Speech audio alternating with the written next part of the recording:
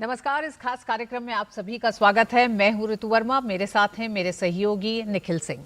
नमस्कार दर्शकों और धन्यवाद ऋतु। और जलवायु परिवर्तन को रोकने और भविष्य में इससे निपटने के लिए दुबई में एकत्रित हुए हैं दुनिया के 160 से ज्यादा देशों के नेता। संयुक्त अरब अमीरात के शहर दुबई में संयुक्त राष्ट्र जलवायु सम्मेलन COP28 जारी है और पीएम मोदी अब से थोड़ी देर में सम्मेलन को संबोधित करेंगे। इससे पहले हमने देखा प्रधानमंत्री नरेंद्र मोदी ने शुक्रवार को संयुक्त अरब अमीरात के एक अखबार को इंटरव्यू दिया। उन्होंने उम्मीद जताई कि यूएई की मेजबानी में आयोजित COP28 प्रभावी जलवायु कार्रवाई में नई गति लाएगा। अपने साक्षात्कार में प्रधानमंत्री ने एक बार फिर मजबूती से दोहराया कि दुनिया में विकासशील देशों की वजह से जलवायु समस्या उत्पन्न नहीं हुई है। बिल्कुल, और भारत इस मंच से कई पहल कर चुका है और इसके जरिए दुनिया को संदेश देता रहा है। ग्रीन क्रेडिट पहल, लीड आईटी सहित विशेष कार्यक्रमों में भारत अपने पक्ष को दुनिया के सामने रखेगा। और COP28 से जुड़ी हर जानकारी को लेकर हम आए हैं आपके साथ, तो हमारे साथ बने रहिए और अगले कुछ देर में हम COP28 से जुड़ी हुई तमाम जानकारियां आपको मुहैया कराते रहेंगे और लाइव भी आपको ले चलेंगे COP28। जी, और प्रधानमंत्री नरेंद्र मोदी दुबई में चल रहे COP28 सम्मेलन में हिस्सा ले रहे हैं। कार्यक्रम स्थल पहुंचने पर पीएम मोदी का गर्मजोशी से स्वागत किया गया। संयुक्त अरब अमीरात के राष्ट्रपति मोहम्मद बिन जायद अल नाह्यान ने पीएम मोदी का स्वागत किया। संयुक्त राष्ट्र महासचिव एंटोनियो गुटेरेस ने भी पीएम का अभिनंदन किया। COP28 में महत्वपूर्ण जलवायु मुद्दों पर चर्चा की जा रही है। इसमें जलवायु कार्रवाई के क्षेत्र में भावी प्रयासों के लिए कार्यनीति रूपरेखा तैयार करने पर मंथन किया जा रहा है। वहीं प्रधानमंत्री आज विश्व जलवायु कार्रवाई शिखर सम्मेलन को संबोधित करेंगे। पीएम मोदी COP28 के शीर्ष स्तरीय आरंभिक सत्र में हिस्सा लेंगे और इससे जुड़े 3 अलग अलग सत्रों में भारत का पक्ष रखेंगे। तो भारत का पक्ष रखेंगे प्रधानमंत्री नरेंद्र मोदी और जबरदस्त स्वागत किया गया प्रधानमंत्री का COP28 में पहुंचने पर। प्रधानमंत्री मोदी ने संयुक्त राष्ट्र महासचिव एंटोनियो गुटेरेस से दुबई में मुलाकात की। COP28 सम्मेलन से इतर हुई इस मुलाकात में अहम मुद्दों पर विचार विमर्श किया गया।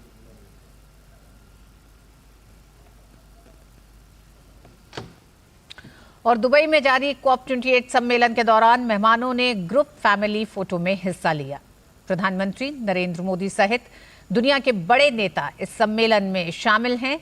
इस सम्मेलन के दौरान विभिन्न राष्ट्र अध्यक्षों, अंतर्राष्ट्रीय सभाओं के प्रमुखों और उच्च प्रतिनिधियों की मौजूदगी में अहम मुद्दों पर विचार विमर्श किया जा रहा है।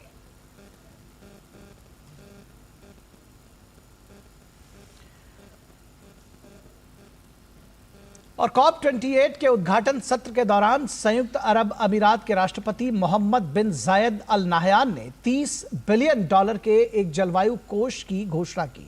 उन्होंने कहा कि दुनिया को चुनौती से निपटने के लिए एक साथ आना बेहद जरूरी है। When we committed to hosting COP28, we pledged to bring the world together to unite, work and deliver. We are finding practical ways to accelerate the world's transition to low-emission growth economy. التموين من أكبر العوائق.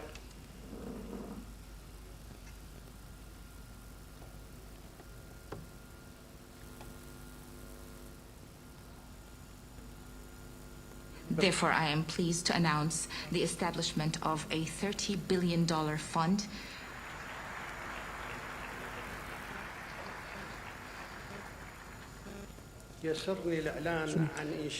Once again, I am pleased to announce the establishment of a $30 billion fund for global climate solutions.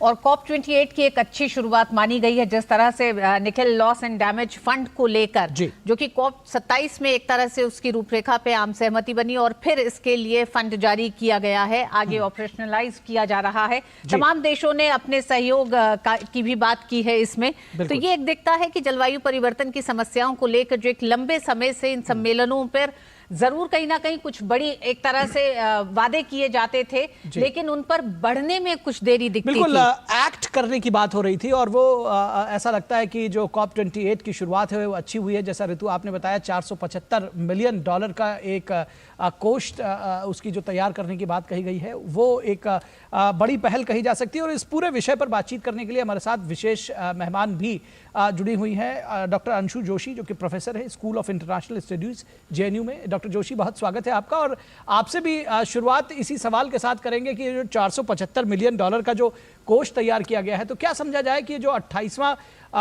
COP28 है, ये इसकी शुरुआत एक अच्छे ढंग से कही जा सकती है, एक अच्छे मोड़ के साथ शुरुआत हुई है? ये एक ऐतिहासिक शुरुआत है। 1995 में जर्मनी में COP8 के साथ में ये COP या कॉन्फ्रेंस ऑफ पार्टीज की शुरुआत की गई थी जी, जिसमें क्लाइमेट चेंज कंटेनमेंट को रोकने के लिए सभी जो मेंबर नेशंस थे वो साथ आए थे। पर जो ये ऐतिहासिक घोषणा हमने सुनी, इसके लिए भारत के प्रधानमंत्री माननीय श्री नरेंद्र मोदी को जितनी बधाई दी जाए कम है, क्योंकि COP26 के दौरान उन्होंने इस बात को उठाया था कि यदि हमें क्लाइमेट चेंज कंटेनमेंट के लक्ष्य को हासिल करना है तो इसके लिए विकसित और विकासशील देशों के बीच की खाई को पाटना होगा। तो वो COP के इस प्लेटफॉर्म के लोकतंत्रीकरण के लिए लंबे समय से जुटे हुए हैं और वो लोकतंत्रीकरण होता हुआ अब हम देख रहे हैं, जिसमें इस क्लाइमेट फंड के माध्यम से विकासशील देशों को सहायता प्रदान की जाएगी, जिसके जरिए वे भी क्लाइमेट चेंज कंटेनमेंट से जुड़े हुए जितने लक्ष्य टारगेट्स उन्होंने ले रखे हैं, इसकी पूर्ति में अपना सहयोग दे पाएंगे।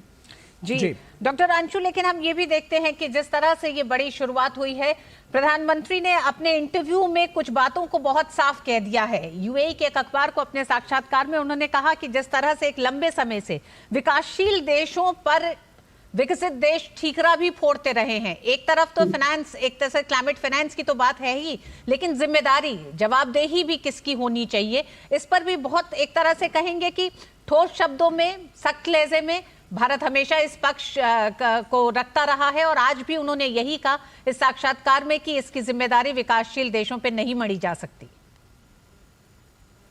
बिल्कुल सही बात है। इस बात को वे बार बार कहते आए हैं, बड़ी सुदृढ़ता के साथ कहते आए हैं कि जब हम क्लाइमेट चेंज कंटेनमेंट के लक्ष्य की बात करते हैं तो ये एक साझा जिम्मेदारी है, पूरे विश्व की जिम्मेदारी है। वे विकसित देश, वे शक्तिशाली देश जिनका carbon footprint, global footprint carbon footprint से ज्यादा या बराबर है, वे इस जिम्मेदारी को ज्यादा मुखर होकर उठाएं और अधिक एम्बिशियस लक्ष्यों को लें, जैसे कि यूनाइटेड स्टेट्स ऑफ अमेरिका। लेकिन होता क्या है, ये जिम्मेदारी, कार्बन एमिशन को कम करने की जिम्मेदारी, नेट जीरो करने की जिम्मेदारी विकासशील या अविकसित देशों के सर पर लंबे समय से मढ़ी जा रही थी। और इसका मुखर विरोध हमारे माननीय प्रधानमंत्री ने किया, अलग अलग मंचों से किया, COP के मंच से किया। और यही कारण है कि अब हम एक बदलाव की स्थिति देख रहे हैं। हम देख रहे हैं कि किस तरह से विकसित देश भी अब अपनी जिम्मेदारी को समझ रहे हैं और इस प्रकार की स्ट्रिंजेंट नेशनल पॉलिसीज बना रहे हैं, जिसके जरिए वे, जैसे नेट जीरो एमिशन का यदि लक्ष्य हम देखें, या ये क्लाइमेट फाइनेंसिंग की बात को देखें, या हम टेक्नोलॉजी की ट्रांसफर की बात को देखें, तो वे अब विकासशील देशों की सहायता करते हुए आगे बढ़ रहे हैं। जी, आपने विकासशील देशों की बात कही। प्रधानमंत्री मोदी कहीं ना कहीं voice of global south Bharat बनकर उभरा है और प्रधानमंत्री मोदी उसका एक सफल नेतृत्व करते हुए दिखाई दे रहे हैं, जो ग्लोबल साउथ की आवाज़ है। क्योंकि प्रधानमंत्री ने जिस इंटरव्यू का जिक्र अभी ऋतु जी ने किया, उसमें उन्होंने साफ तौर पर कहा कि ग्लोबल साउथ की जो विकास की प्रतिबद्धताएं हैं उसको नज़रअंदाज नहीं किया जा सकता इस पूरी प्रक्रिया में। कैसे देखती है इस स्टेटमेंट को?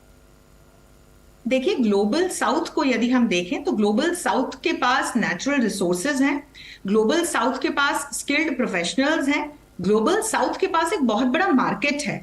लेकिन ग्लोबल साउथ के देशों का हम कहें कि अभी तक शोषण होता आया। तो अब जब विकास की ये नई यात्रा शुरू हुई है, जिसमें हमारे प्रधानमंत्री कहते हैं सबका साथ, सबका विकास, सबका प्रयास भी कहते हैं, तो हम कैसे अपना योगदान इसको दे सकते हैं। तो इसमें भारत और ब्राजील जैसे देशों ने बड़ी अच्छी पहल की है। चाहे भारत के नेतृत्व में आप ग्लोबल सोलर अलायंस की पहल को देखें, या फिर आप अभी G20 के प्लेटफॉर्म से हमने नई दिल्ली में बायोफ्यूल अलायंस अनाउंस किया। ये सभी जो है अंततः क्लाइमेट चेंज कंटेनमेंट का जो लक्ष्य है उसकी और अपना योगदान देते हुए नजर आते हैं। और इसमें अब ग्लोबल साउथ की एक बड़ी भूमिका बनती हुई नजर आ रही है। और निश्चित तौर पर जो विकसित देश हैं वे कम से कम फंडिंग के क्षेत्र में, टेक्नोलॉजी ट्रांसफर के क्षेत्र में यदि अपना योगदान बढ़ाएं और सहयोग करें तो ये जो एक बड़ा एम्बिशियस लक्ष्य है लेकिन हमारे सर्वाइवल के लिए बड़ा जरूरी लक्ष्य है, उसको अपना योगदान दे पाने में बड़ा समर्थ होंगे। जी निश्चित तौर पर दरअसल हमारे साथ एक और विशेष मेहमान अनिल कुमार त्रिगुणायक, पूर्व वरिष्ठ राजनयिक हैं, वो भी जुड़ गए हैं। त्रिगुणायक जी बहुत स्वागत है आपका। दरअसल हम ग्लोबल साउथ की आवाज़ जिस तरह से लगातार भारत उठाता रहा है, प्रधानमंत्री नरेंद्र मोदी के नेतृत्व में उसकी चर्चा कर रहे थे और इसी से जुड़ा हुआ सवाल कि दरअसल जब हम विकास की प्रतिबद्धताओं की बात करते हैं और प्रधानमंत्री कहते हैं कि ग्लोबल साउथ के विकास की जो बात है उसको पीछे नहीं छोड़ा जा सकता क्योंकि अब बारी विकसित होने की जो है वो ग्लोबल साउथ की है, तो ऐसे में एक बात ये भी निकलकर सामने आती है कि क्लाइमेट जो चेंज है, जो उसके चैलेंजेस हैं, उससे निपटना तो ज़रूरी है, लेकिन जो ग्लोबल साउथ का विकास है यानी कि क्लाइमेट चेंज के से निपटने की जुगत में भूखमरी के कगार पर नहीं ढकेला जा सकता या विकास से समझौता नहीं किया जा सकता। इस आलोक में इस वक्तव्य को कैसे देखते हैं आप? देखिए, जहां तक विकसित देशों की बात है तो उन्होंने तो अपना विकास कर लिया जी। उन्होंने सारे जितना भी रिसोर्सेज थे उसका मिसयूज किया, अब्यूज किया और उसके साथ साथ आज वो इस दिशा में पहुंच गए। लेकिन आज की डेट में वो ये चाहते हैं कि जो विकासशील देश है वो भी उसी तरह की सारे स्टैंडर्ड्स को अप्लाई करें जो उन्होंने किया है ताकि उनकी जो वरीयता है वो बनी रहे। लेकिन मैं ये समझता हूं कि जो प्रधानमंत्री ने जैसे वॉइस ऑफ ग्लोबल साउथ की बात की, चाहे वो G20 के माध्यम से हो, चाहे यूनाइटेड नेशंस में हो या दूसरे इंटरनेशनल फोरा पे हो, तो हमेशा से ही भारत जो है अपने लिए नहीं बल्कि सारे ग्लोबल साउथ के लिए और सब विश्व के लिए सोचता है और उसी के लिए सारे वो अपने जितने भी उपाय होते हैं वो करता है। तो ये बात, इसमें कोई शक नहीं है कि जो चीज आज हम देख रहे हैं कि भारत एक तरह से दुनिया के काफी सारे देश भारत के ऊपर अपनी निगाह टिकाए रहते हैं, उसके ऊपर विश्वास करते हैं कि हमारे जो इंटरेस्ट हैं उनको भी भारत पूरी तरह से आगे बढ़ाएगा। ये हमने बार बार किया है। G20 में जैसे voice of global south summit 2 बार हुई, आपने देखा। और पहली बार में तो ये था कि दुनिया के ज्यादातर लोग क्या करते हैं कि वो सोचते हैं कि हमें सब पता है कि किसको क्या चाहिए, कंसल्टेंट बैठा देते हैं, रिपोर्ट बना देते हैं और लगाते हैं। भारत ने ऐसा नहीं किया। प्रधानमंत्री ने कहा कि हमें उन लोगों से पूछना चाहिए जिनके ऊपर जो इफेक्ट हो रहे हैं इससे, जिनके ऊपर सारा फर्क पड़ रहा है, तो उनके जो भी संदर्भ थे, जो भी उनकी रिकमेंडेशंस थी, वो सारी लेकर के उसको G20 के अंदर प्रधानमंत्री ने आगे बढ़ाया और इसी तरह वो अफ्रीकन यूनियन को अंदर में लाए। अब आज जहां तक क्लाइमेट चेंज की बात है तो ये तो एक्जिस्टेंशियल थ्रेट है दुनिया के लिए। सारे टाइम बॉम्ब के ऊपर लोग बैठे हुए हैं और उसको ज्यादा एक्सप्लॉइट करने की कोशिश कर रहे हैं। तो यही है कि देखिए, पता सबको है लेकिन उसके बाद में करना कोई चाहता नहीं है। तो आवाज चाहिए, ऐसी आवाज जैसे प्रधानमंत्री मोदी की है या दूसरे देशों, कुछ और भी देशों के लोग हैं जो इस तरह की बात करते हैं, तो वो अपने अपने इंटरेस्ट को भी सोचते हैं साथ साथ। लेकिन हमने ये है जाना कि किसी तरह से हमें आगे बढ़ता है, किसी तरह से ऐसी चीजें होनी चाहिए जिससे सबका फायदा हो। और इसीलिए वो कॉमन और डिफरेंशिएटेड रिस्पॉन्सिबिलिटीज का जो प्रिंसिपल है वो भारत आगे बढ़ता है कि भाई हमें मालूम है चैलेंजेस तो साथ हैं लेकिन अप्रोचेज अलग अलग होनी चाहिए ताकि जो डेवलपिंग कंट्रीज हैं उनको एक तरह का नुकसान ना हो बल्कि वो भी उसी लेवल पे आ पाए। तो इसके लिए ग्रीन फाइनेंस की जरूरत है। अब आजकल वो उन्होंने बात कही ग्रीन क्रेडिट की, तो भारत में ऑलरेडी क्लाइमेट फाइनेंस को लेकर भी प्रधानमंत्री लगातार बोलते रहे और इस मंच पे भी इस आवाज को एक तरह से बुलंद करते रहे हैं। हमने देखा है जहां आप बात कर रहे थे मंशाओं की कि विकसित देशों की मंशा अब क्या है, अब जलवायु परिवर्तन या उससे होने वाली समस्याओं की चिंताएं ज्यादा हैं। जब उसके फायदे थे तो वो फायदे लिए जा चुके हैं और अब चिंताओं के साथ विकासशील देशों को छोड़ दिया गया है। ऐसे में क्लाइमेट फाइनेंस की बात की जा रही है, साथ ही साथ ग्रीन क्रेडिट की जो भारत अब एक तरह से पहल करने वाला है, आज जिसकी शुरुआत प्रधानमंत्री यूएई के साथ मिलकर करने जा रहे हैं, किस तरह से ये बड़े परिवर्तन लेके आएगा और साथ ही साथ प्रधानमंत्री के संबोधन में वो क्या बातें रहेंगी जो दुनिया को एक तरह से जलवायु परिवर्तन की समस्याओं से निपटने में नई दिशा देंगी? देखिए, मुझसे पूछ रहे हैं यहाँ पे? जी अनिल जी। जी देखिए, ऐसा है कि प्रधानमंत्री ने कई नए इनिशिएटिव अब तक लाए हैं और जैसा कि अंजू जी ने भी बताया, ग्लोबल बायोफ्यूल अलायंस से लॉन्च हुई थी अभी G20 के, उससे पहले इंटरनेशनल सोलर अलायंस की बात हुई, कोalition फॉर डिजास्टर रेजिलियंस इंफ्रास्ट्रक्चर। तो ये सारे बड़े बड़े इनिशिएटिव्स हैं जिनका एक बहुत दूर तक असर पड़ेगा। उसके अलावा जिस तरह से एक ग्लोबल फाइनेंस की, आज भी प्रधानमंत्री ने ये बात कही है अपने एक इंटरव्यू में वहां पर अल इत्तेहाद न्यूज़पेपर में, कि भाई बातें तो सब हो रही हैं लेकिन उसके साथ मैचिंग फाइनेंस भी होना चाहिए। तो सबसे बड़ी बात यह है कि कहां से पैसा आएगा। तो एक अच्छी बात यह है कि इस समिट में, COP28 में जो लॉस एंड डैमेज फंड की बात हुई थी उसको लॉन्च कर दिया गया है, जिसमें लगभग 700-800 मिलियन डॉलर ऑलरेडी कमिट भी हो गए हैं। और उसमें सबसे ज्यादा पैसा ऑफ कोर्स अब तक यूरोपियन यूनियन ने दिया है, यूएई ने $100 मिलियन खुद दिया है उसके अंदर में, भारत भी जरूर देगा मेरा ख्याल है। और तो इस तरह की बात। दूसरी चीज ग्रीन क्रेडिट का जो है भारत में ऑलरेडी हो चुका है, तो उसको वो प्रधानमंत्री लॉन्च करेंगे। और पंचामृत उनका, उन्होंने देखिए आप ग्लासगो में थे तो वहां पर वो बात कही उन्होंने, लाइफ स्टाइल फॉर एनवायरनमेंट की बात कही, वो बात G20 में सबने मान ली उस बात को। तो वो एक तरह से हमारा एक मंत्र हो गया है कि भाई आपको नेचर के साथ में जी के रहना है और एक सस्टेनेबल वे में जीना है। तो ये सारी चीजें जो भारत कर रहा है, और मैं समझता हूं कि जब तक कोई बड़ा देश इस बात को उठाता नहीं है तब तक छोटे देशों की बात कोई सुनता नहीं है। और आज तक की ये कहानी जो क्लाइमेट चेंज की है, ये 28वीं COP हो रही है, आप देख रहे हैं। उससे पहले कितने पेरिस समिट ये वो सब में बनता रहा। 2009 में $100 बिलियन की बात हुई थी, COP 15 था वो, और आज तक वो $100 बिलियन पता नहीं कहां गए, किसी को मालूम नहीं है। तो इस तरह की बात है कि इन सब कॉन्फ्रेंसेस में बड़ी बड़ी बातें होती हैं, लेकिन उसके बाद में फिर आप रिपोर्ट देखें। अभी आप जो WMO की एक रिपोर्ट आई है कल परसों, provisional state of the planet, आप देखिए उस रिपोर्ट को पढ़ेंगे तो आप थर्रा जाएंगे। अभी UN सेक्रेटरी जनरल अंटार्कटिका हो गया है, वहां पे उनके कमेंट्स आप सुनिए क्या है, तो आप देखिए क्या हो रहा है। और दूसरों को छोड़िए, आप हम जो दिल्ली में नहीं देख रहे हैं किस तरह का मौसम बदल रहा है, किस तरह डेली हो रहा है। तो वी आर अपने आप को जैसे हाराकीरी करने के लिए तैयार है दुनिया, वही हो रहा है मेरा ख्याल। बिल्कुल तो Anil ji, lost and damage fund पर भी आपसे विस्तार से और बात करेंगे कि उस पे भी कई सवाल अभी हैं बाकी, भले ही इसकी शुरुआत हो चुकी है। संयुक्त राष्ट्र महासचिव एंटोनियो गुटेरेस ने जलवायु परिवर्तन की चुनौती से निपटने के लिए तुरंत कदम उठाने की जरूरत बताई है। COP28 सम्मेलन में अपने संबोधन के दौरान UN महासचिव ने अक्षय ऊर्जा की तरफ बढ़ने पर जोर दिया।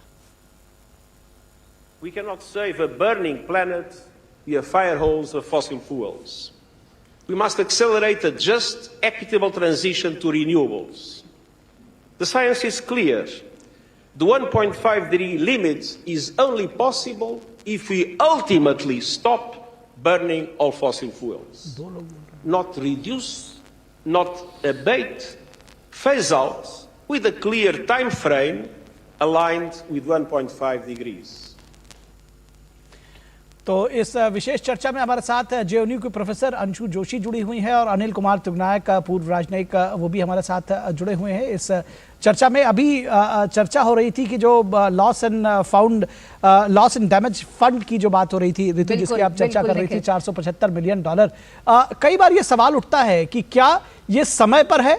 प्रोफेसर तुगनायक, आपके साथ साथ इस चर्चा को हम अंशु जी के साथ बढ़ाएंगे कि क्या ये समय पर है और क्या ये इतना काफी है, क्योंकि बार बार ये कहा जा रहा है कि जो फंड्स हैं ये नाकाफी रहे हैं। कई बार ये भी रहा है कि वादा करने के बाद भी फंड्स नहीं मिले हैं। मुझे लगता है कि कहीं से तो शुरुआत हो, क्योंकि अभी तक ये तमाम जो प्लेटफॉर्म्स हैं इन पर ये तमाम लीडर्स मिलते थे, बड़ी बड़ी बातें होती थी, और फिर इसका एक्शन प्लान क्या होता था या ऑन ग्राउंड एक्शन क्या होती थी, ये हम सभी ने देखा है। और जैसा कि अभी अनिल जी भी कह रहे थे, देखिए जलवायु परिवर्तन अब सिर्फ कागजों में लिखी जाने वाली कोई बात या कंसेप्ट नहीं रह गया है। दिल्ली में बैठकर हम सभी इसका असर महसूस कर रहे हैं। बहुत तेजी से जलवायु परिवर्तन पूरे विश्व को अपनी जकड़ में, अपनी पकड़ में ले रहा है, और निश्चित तौर पर अब वो समय आ गया है जब कम से कम हमें, जैसे यूनाइटेड नेशंस की वेदर एजेंसी की जो चेतावनी आई है, 2023 अब तक का सबसे गर्म वर्ष उन्होंने घोषित किया है, और ये भी बताया है कि आगे आने वाले साल और भी गर्म होते चले जाएंगे।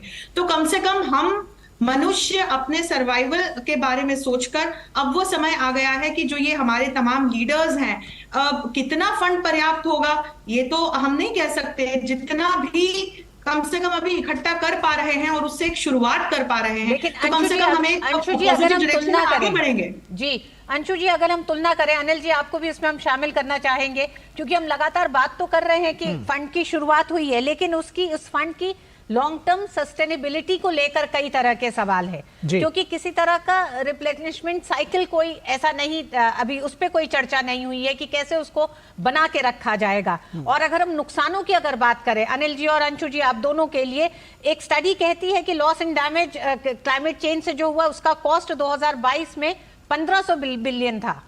तो हम देख सकते हैं कि कितना ज्यादा इस पे एक तरह से नुकसान हो रहा है। साथ ही कई विकासशील देश और गरीब देश को जलवायु परिवर्तन के कारण करीब 8.3 का सकल घरेलू उत्पाद में नुकसान हुआ है, उनकी जीडीपी में।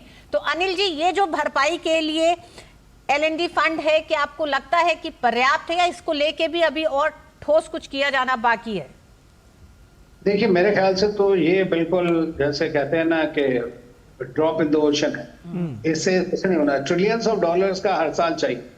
तो दूसरी चीज ये है कि वो भरपाई खुराने तो हो नहीं पाएगी, वो तो थियोरेटिकल सी बातें हैं, तो इसका वो कुछ नहीं होना है, ये तो it makes a good sound bite.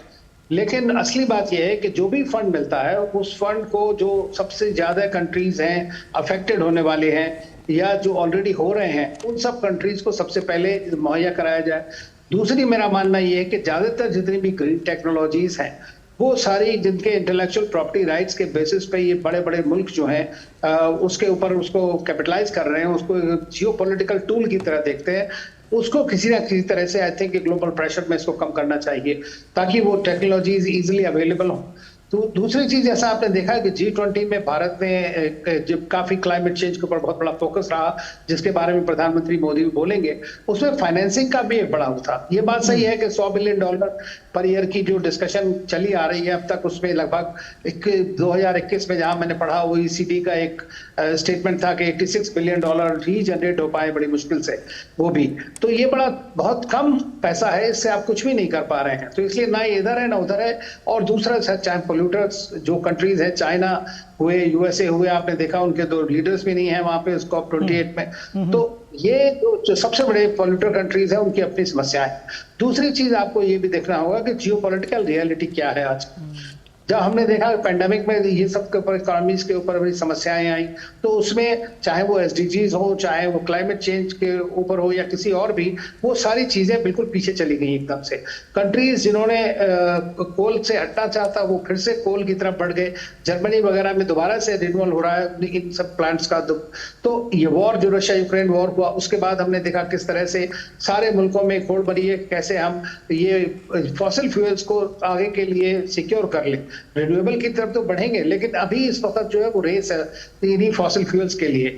Bharat भी जो है, देखिए अपना एनर्जी मिक्स में, जैसा हमारे फॉरेन सेक्रेटरी ने भी कहा, इमीडिएटली हम कोल के ऊपर डिपेंडेंसी नहीं कम कर सकते हैं। हालांकि हम कितना भी बहुत ज्यादा जोर लगा रहे हैं कि कैसे रिन्यूएबल एनर्जी में भारत 500 गीगावाट या 50% तक टोटल एनर्जी को बना पाएगा। तो एफर्ट्स तो कंटिन्यू कर रही हैं, but these are long term efforts. और ये देख लीजिए कि 2100 तक का टारगेट है हमारा, 2100। लेकिन मुझे नहीं लगता है कि जो ये टारगेट की बात हो रही है, हमारे जो वार्मिंग है, ग्लोबल वार्मिंग, वो अगले 20-30 साल में इतनी ज्यादा हो जाएगी कि अनसस्टेनेबल हो जाएगा। तो इसलिए एक all round integrated international effort की बहुत आवश्यकता है। जी जी जी जी, अंशु जी, जिस तरह से चुनौतियों को अभी अनिल जी ने सामने रखा है, और उन्होंने कहा कि जो विकसित देश है उनकी जिम्मेदारी ज्यादा बनती है, और भागीदारी में एलएनडी फंड में भी अगर हम यूएस की भागीदारी देखें तो $17 बिलियन है, यूके का 50 बिलियन है, जापान का 10 बिलियन है। ये वो देश हैं जिनकी जिम्मेदारी ज्यादा बनती है, ज्यादा एक्सप्लॉइट किया। ऐसे में भारत किस तरह से इस संतुलन को बनाएगा, क्योंकि भारत कृषि प्रधान देश है।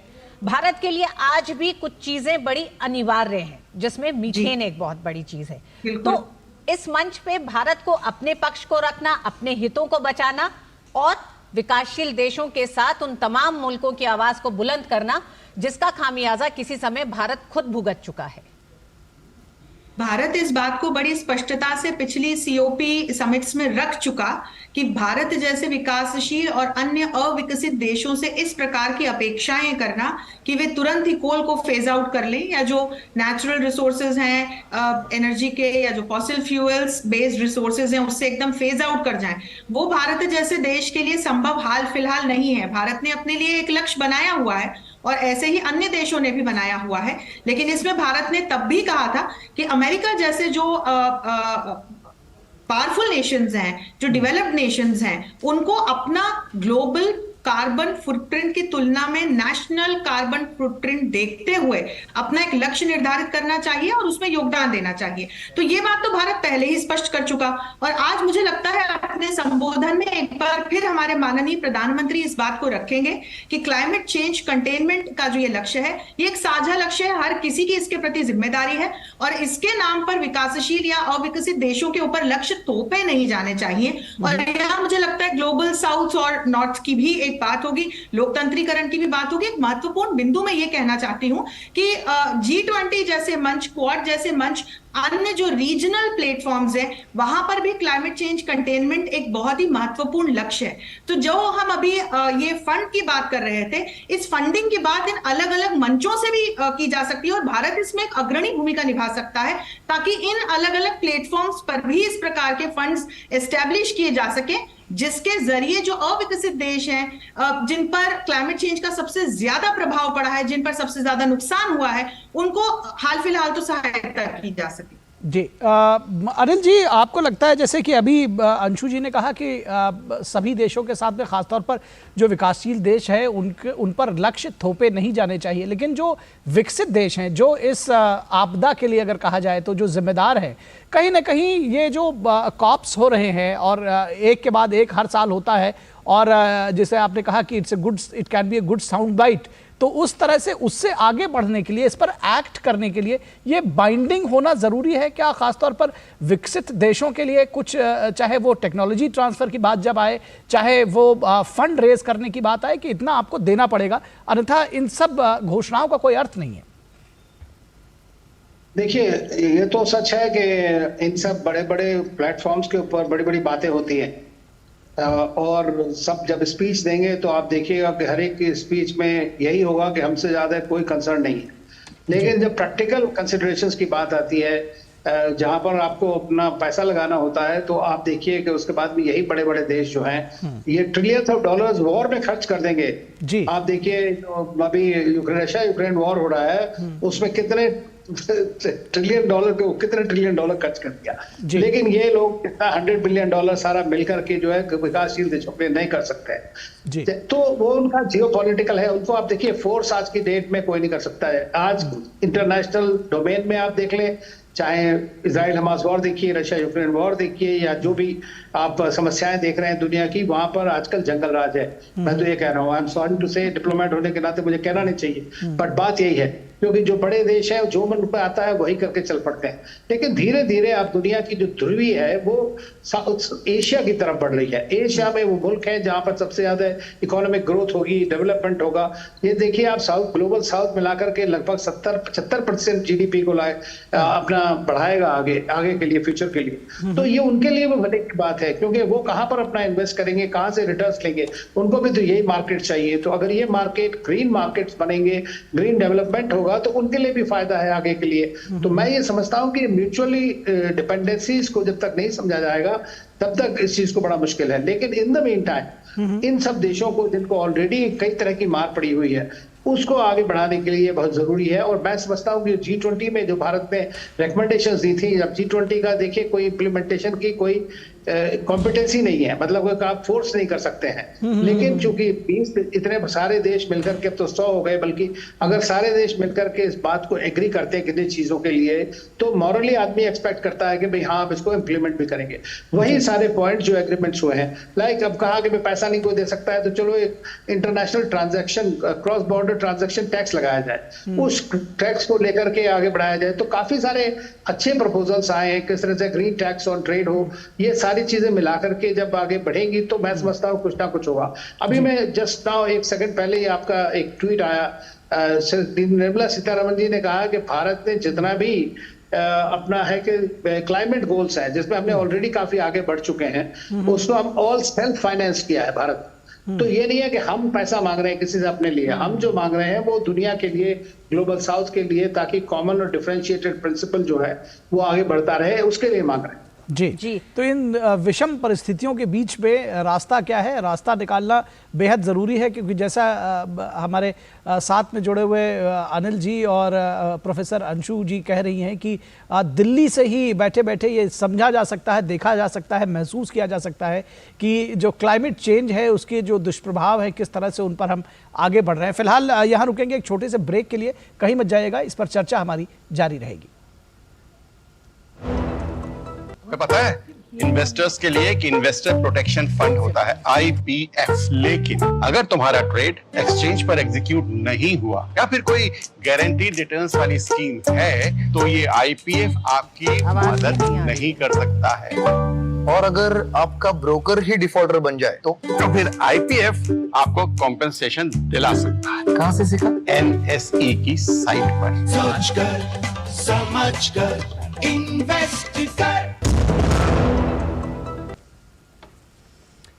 ब्रेक के बाद एक बार फिर आप सभी का स्वागत है और COP28 से जुड़ा हुआ हमारा ये विशेष कार्यक्रम है। हम आपको COP28 से जुड़ी हुई सीधी तस्वीरें आपको दिखाएंगे, वहां लाइव ले चलेंगे और उससे इसके साथ साथ इस विशेश कार्यक्रम में दो खास मेहमान हमारे साथ जुड़े हुए हैं। अनिल कुमार त्रिगुनायक जो कि पूर्व राजनयिक हैं और प्रोफेसर अंशु जोशी जो कि JNU से जुड़ी हुई हैं, वो भी हमारे साथ इस खास कार्यक्रम में जुड़ी हुई हैं। और दरअसल हम आप कुछ पूछना चाह रहे हैं? प्रोफेसर अंशु, अनिल जी ने जहां बात छोड़ी, अनिल जी ने कहा कि इस समय जो बदलती भू राजनीतिक परिस्थितियां हैं वो भी कहीं किसी पे दबाव नहीं डाल सकती हैं, लेकिन क्या उसका एक दूसरा पक्ष ये भी है कि एक दूसरे पर निर्भरता भी, अगर हम पेरिस समझौते से लेकर आज COP28 तक के सफर की हम बात करें तो वो निर्भरता विश्व में एक दूसरे पर बढ़ी है। तो इन संकटों का एक ये जरूर कहीं ना कहीं एक ये फायदा हो सकता है कि ये एक ऐसा मौका है जिसमें हम कुछ बातों को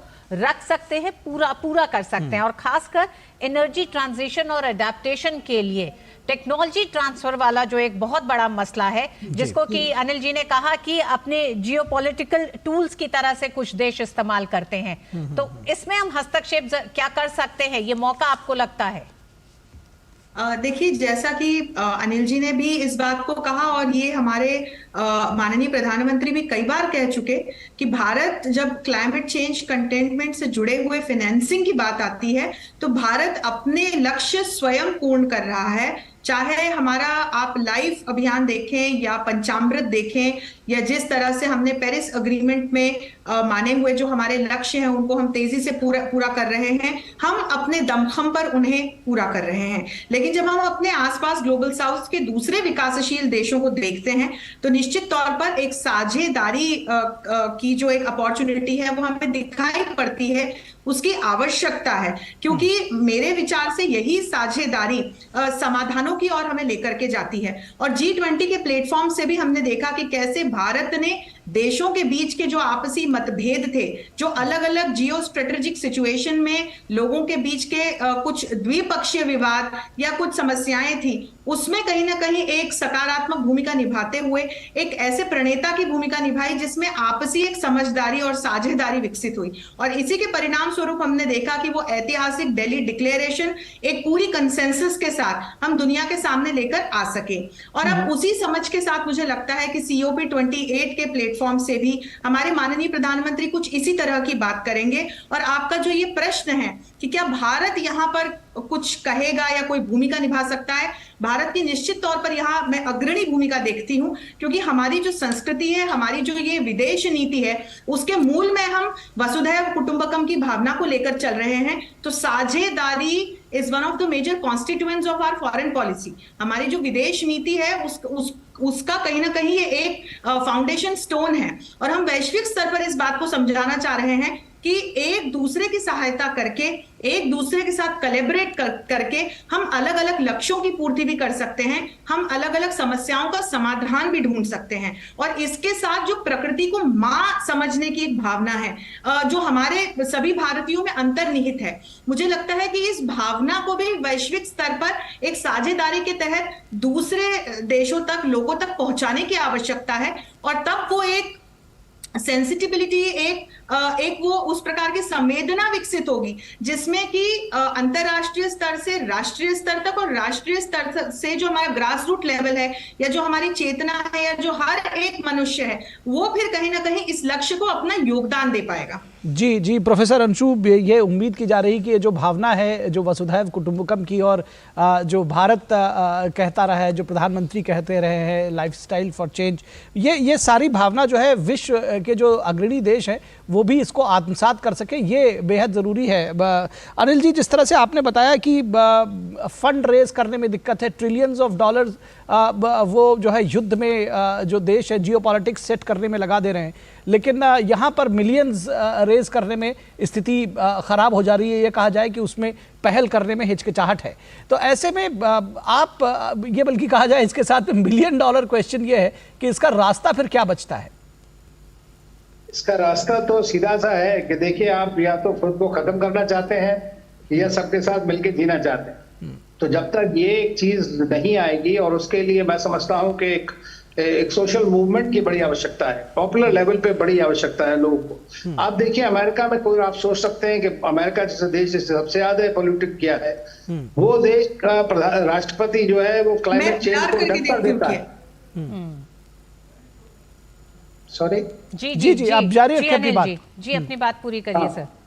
तो आप देखिए प्रेसिडेंट ट्रंप ने उससे उन्होंने कहा कि हमें इसको मतलब नहीं है, लीव्स द ट्रीटी। अब तो इस तरह की जब बातें होती हैं तो उसे क्लियर लगता है कि आप इसमें इंटरेस्टेड नहीं है। आज आप यूएई में आए हैं, यूएई का बने चाहे वहाँ ऑयल रिच कंट्री है, फॉसिल फ्यूल्स पर डिपेंडेंसी है उनकी काफी हद तक, लेकिन उनका जो एक अगर आप देखें तो उन्होंने $15 बिलियन अपना लगा करके नए नए प्रोजेक्ट्स किए हैं ताकि वहां पे डाइवर्सिफिकेशन हो। ये मुल्क मैं समझता हूँ जैसे यूएई है, सऊदी अरेबिया है, ये सब ऑयल पे डिपेंडेंट जरूर हैं, लेकिन उसके अलावा उनका जो एनर्जी डाइवर्सिफिकेशन है वो जिस स्पीड से हो रहा है और वो अपने आप को कर रहे हैं, तो मैं समझता हूँ बड़ा मॉडल है उनका वहां पर उन कंट्रीज का। अब वो उनके पीछे वहां पे लॉबीज पड़ जाती हैं कई बार के। आप चूंकि जो शेख जाबर जो इस वक्त COP28 के चेयरमैन है, वो एडनॉक जो वहाँ की सबसे बड़ी ऑयल कंपनी है उसके चेयरमैन भी हैं, तो लोगों का कहना ये बन गया कि साहब ये तो अपने ऑयल और फॉसिल फ्यूल्स को बढ़ाएंगे आगे, लेकिन ऐसा नहीं होता है। बात ये कि देखिए इस वक्त सबसे ज्यादा एक जो ग्लोबल साउथ में कहे जाएंगे ये कंट्रीज भी, भले ही रिच कंट्रीज हैं, इनमें सबसे ज्यादा जरूरत, सबसे ज्यादा नीड, सबसे ज्यादा जो समझ है वो मैं समझता हूँ ग्लोबल साउथ के कंट्रीज में है। लेकिन जहां तक वेस्टर्न कंट्रीज हैं वो समझते हैं कि हम इसके जरिए क्लाइमेट डिप्लोमेसी के जरिए अपनी सुप्रीमेसी को मेंटेन कर सकते हैं क्योंकि उनके पास टेक्नोलॉजीज हैं। लेकिन ये भी कुछ मैटर ऑफ टाइम है। मैं समझता हूँ भारत में भी काफी इस तरह की नई नई टेक्नोलॉजीज बन रही हैं अब तो, और जो चाइना है, दूसरे देश है, अगर उन्होंने मिलकर के अपने शेयर करना शुरू कर दिया इस तरह की टेक्नोलॉजीज तो काफी जल्दी हम देखेंगे कि हो जाएगा। लेकिन आप ये देखिए world is not an island, यहाँ पे तो सब कहीं पे भी आप बैठेंगे तो हर एक कंट्री का जो भी होता है वो दूसरे को अफेक्ट करता है। आप दिल्ली NCR का देख लीजिए क्या हाल होता है हर साल, हम देख ही रहे हैं। तो आसपास में कहीं पे भी बर्निंग होती है तो यहाँ अफेक्ट करती है, तो वही हाल दुनिया का है। तो हर जगह हर एक के आदमी इंपैक्ट होगा, उससे हर एक इफेक्ट होगा। तो इसलिए मैं समझता हूँ जो यूएन सेक्रेटरी जनरल है,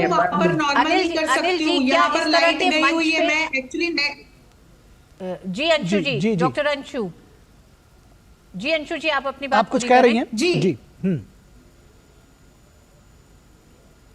नहीं, मैं अनिल जी की बात सुन रही थी और यही कहना चाह रही थी कि निश्चित तौर पर अभी हाल फिलहाल की जो परिस्थितियां बनी हुई हैं उसमें जिस प्रकार से भारत एक अपनी अग्रणी भूमिका निभाते हुए और इस बात को कहने का बार बार प्रयास कर रहा है कि जो ग्लोबल साउथ के देश हैं, ग्लोबल साउथ के देशों को अभी हाल फिलहाल इस फाइनेंसिंग की सबसे अधिक आवश्यकता है, सबसे ज्यादा जरूरत है, क्योंकि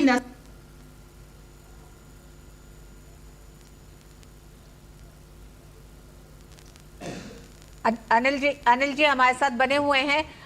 अनिल जी, जब आप बात कर रहे हैं इस तरह के मंच पे, क्या ये भी जरूरी हो जाता है? भारत ने एक तरह से जलवायु परिवर्तन को लेकर जो समस्याएं थी और इस मंच पर जब भारत को कुछ चीजों के लिए जिम्मेदार ठहराया जाता था और इसी के साथ साथ सस्टेनेबल डेवलपमेंट गोल्स की तरफ भी बात की जाती थी, तो ऐसे में भारत ने कुछ बड़े कदम उठाए हैं, चाहे वो रिन्यूएबल एनर्जी की दिशा में हो या फिर उज्ज्वला योजना हो। इस तरह की जो तमाम योजनाएं रही जिसकी आप बात कर रहे हैं कि इसको एक सोशल मूवमेंट की तरह से शुरू करना होगा और तब जाके असर होगा। और एक तरह से असर देखा गया लाइफ से, जिस तरह से लाइफस्टाइल फॉर एनवायरनमेंट की बात प्रधानमंत्री ने की।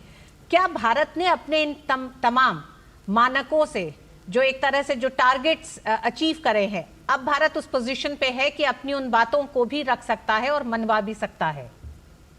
देखिए, आज की डेट में मैं कहूंगा पिछले 10-15 साल से, वैसे तो हमेशा ही भारत को दुनिया देखती रही है भारत की तरफ, क्योंकि हमारा हमेशा एक बिनाइन पावर के रूप में एक मॉरलिस्टिक स्टैंड रहा है। लेकिन इसमें जो भी कोई भी बड़ी दुनिया की इस वक्त समस्या है, उसमें भारत का क्या रुख है, उसकी तरफ बड़ी बड़ी ताकतें भी देखती हैं आज की डेट में, क्योंकि भारत एक बड़ी इकोनॉमी के रूप में उभर रहा है, एक लार्जेस्ट डेमोक्रेसी के रूप में, प्रधानमंत्री के रूप में, डिसाइसिव वॉइस के रूप में, अपनी पॉलिसीज, इनोवेटिव सिस्टम्स के तौर पर। और भारत की सबसे बड़ी बात यह है कि जो चीज आप दुनिया को कह रहे हैं कि आप ये करिए, वो लोग हम खुद इंप्लीमेंट कर चुके हैं। तो हमारे पास चाहे वो डिजिटल पब्लिक इंफ्रास्ट्रक्चर की बात हो या उज्ज्वला स्कीम की बात हो या डीबीटी हो, ये जो भी चीजें CDRI, ISA, तो ये जिस तरह के हमने इनिशिएटिव्स को आगे बढ़ाया है, तो उससे दुनिया को लगता है, क्योंकि वो सारे भारत में हो रहे हैं। तो पिछले कुछ ही सालों में आपने देखा कि टारगेट जितने भी थे हमने सेटअप किए थे, वो सारे भारत ने रिकॉर्ड टाइम में कंप्लीट कर दिए। तो ये सब चीज दुनिया को दिखती है, तो ये वेरीफेबल फैक्ट्स हैं और इसीलिए वो आपकी बात को सुनते हैं। तो जो चीज हमने मतलब दुनिया की लार्जेस्ट पॉपुलेशन के साथ कर लिया, तो छोटे छोटे कंट्रीज के लिए ये सारी चीजें दोबारा एक तरह का मॉडल बन सकती हैं। तो यही बात प्रधानमंत्री कह रहे हैं और वही कहेंगे भी। अब ग्रीन क्रेडिट्स की बात आज उन्होंने नई चीज करी है कि जैसे प्लांटेशंस हो गए, वेस्टलैंड्स हो गए, डेजर्ट एरियाज हो गए, तो इन सब जगहों में ग्रीन क्रेडिट स्कीम को इंट्रोड्यूस किया जाए, जैसे भारत में किया हुआ है और सक्सेसफुली चल रही है। कोऑपरेटिव सेक्टर में इसका यूज हो रहा है। तो मैं ये समझता हूँ कि भारत की जो भी चीजें आती हैं, चाहे वो लाइफ स्टाइल फॉर एनवायरनमेंट हो, अभी अंजू जी ने भी कहा कि देखिए भारत में तो हम लोग हर एक अपने नेचर की हर चीज की पूजा करते हैं और इसीलिए जो है आसान है हमारे लिए नेचर के साथ रिलेट करना डे टू डे बेसिस पर।